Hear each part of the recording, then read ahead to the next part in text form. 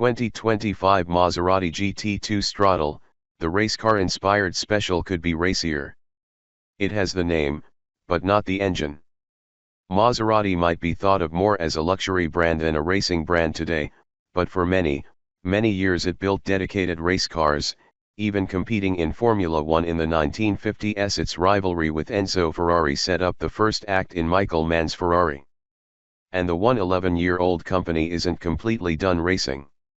It builds and sells GT2 race cars based on the MC20 for the GT2 European Series, and to celebrate this, including a series best 12 wins in 2024, Maserati constructed the road-going GT2 Stradale.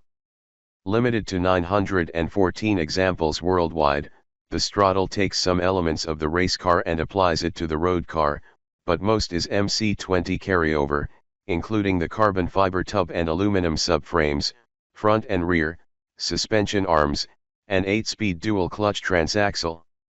Even the twin-turbo 3.0-liter V6, with its novel Prechamber ignition, is the same as the regular MC20, save a token 10 HP bump to 631 horses. Chassis changes are as you'd expect with a racy model. The springs are 8% stiffer in front and 10% stiffer in the rear, and engineers recalibrated the bushings. A large part of the spring rate increase is due to the Stradale making a lot more downforce than the MC20. What is 320 pounds at 174 miles per hour in the MC20 is 1,102 pounds of downforce at the same speed in the Stradale, thanks to a carbon fiber rear wing, extended spoiler, reworked underbody and diffuser, fender vents, and an S-duct-style front end that eliminates the regular MC20's frunk. Of course, the adjustable dampers are retuned too. Forged aluminum wheels 42 pounds lighter than the MC20s have a center lock nut. Fun fact, the last Maserati to have center lock wheels was the Ferrari Enzo, base 2004 MC12.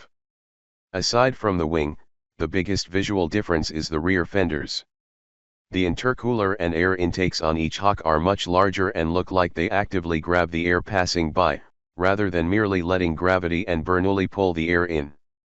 This was required because Maserati situated the heat exchangers more vertically to increase their efficacy by 20%, something it deemed necessary for track driving. Maserati also did lots of small aero tricks, such as a mesh on the front fender vents that directs hot evacuated air away from the rear intakes to make sure that the coefficient of drag, 0.38, increases by as little as possible, a bump of 0.005, according to engineers. The carbon fiber cocoon that is the cabin lacks carpet, instead the exposed structural tub is on display. And while there are more surfaces covered with Alcantara, Maserati used a thinner, thus lighter, version of the faux suede to keep weight down while letting the material help with interior noise abatement.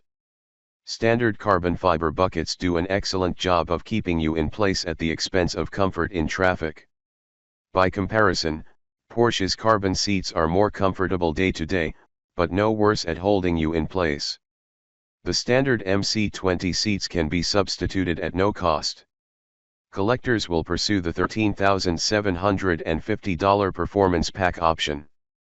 It swaps Bridgestone Potenza Sport tires for Michelin Pilot Sport Cup 2Rs and slightly upsizes the carbon ceramic rotors. Fronts increase 0.3 inch in diameter and 0.1 inch in thickness, but the rears grow 0.8 and 0.2, respectively. The upsized brake hardware uses the same calipers and is largely employed to take more advantage of the 2R tires, but the option's biggest feature is an electronically controlled limited slip differential.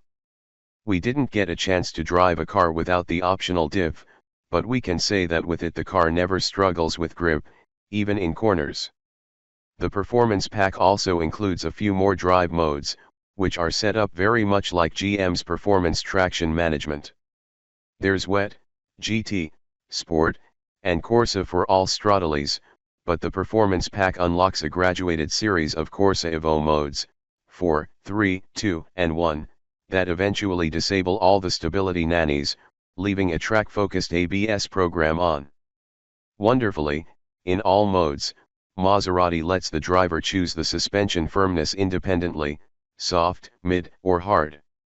You can get the GT2 Stradale in any color you want, but any outside the base color palette fall under the Fori Série program, which is akin to Mercedes Manufacture or Porsche exclusive Manufacture, meaning it'll cost you unadvertised amounts for personal flourishes. But you shouldn't look past the matte digital Aurora paint. It's a bright blue base coat with a translucent red applied on top before the matte finish. In low light it looks like a deep purple, but in direct sun it's bright blue, and the sharp edges where you'd normally find glare produce red spots surrounding a gradient fade back to bright blue. It's not the same color changing tech found on a mid-90s Ford Mustang Cobra painted Mistachrome, but the dramatic effect is similar and will certainly make people look twice. Despite the carbon fiber construction and weight savings measures, the GT2 Stradale is but a claimed 132 pounds lighter than the MC20, which, based on our previous test, means the GT2 Stradale weighs at least 3,600 pounds, though Maserati says it weighs a few hundred pounds less. Acceleration to 60 miles per hour should be just a hair over 3 seconds, and should you want to, it'll go 201 miles per hour given the room. So, a bit lighter and about the same horsepower for a roughly $80,000 premium.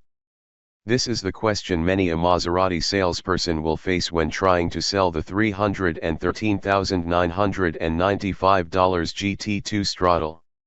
When you add GT2 to the name of a car, people expect big power or greatly reduced weight. Better yet, big power and greatly reduced weight. The Stradale doesn't really check either of those boxes. It feels nimbler with the Michelin's providing some mega grip in corners, but its steering is a bit numb although accurate and responsive. The brakes are powerful but touchy, and the transmission shifts with an unnecessary jolt. It's fun and lovely to look at, but it just doesn't feel as fast as something this pricey should. Full disclosure, our exposure to the car was very limited and with a tight leash choking us from the passenger seat. Given a place to drive it without a passenger, the GT2 Stradale could come alive in the way a track-focused car should. We can think of one such place in Virginia. The last time Porsche made a GT2, it added 160 horses to a 911 turbo. Mercedes-AMG went full ballistic missile with the 720 HP GT Black Series. Sure, the Merc didn't have a 2 in its name, but it might as well have. Unless you already have a garage filled with some of those trident-wearing race cars from the 1950s and 1960s, you'll be back at the dealership asking for the power that was left behind. This engine, after all, makes 724 horses in the track-only MC Strema.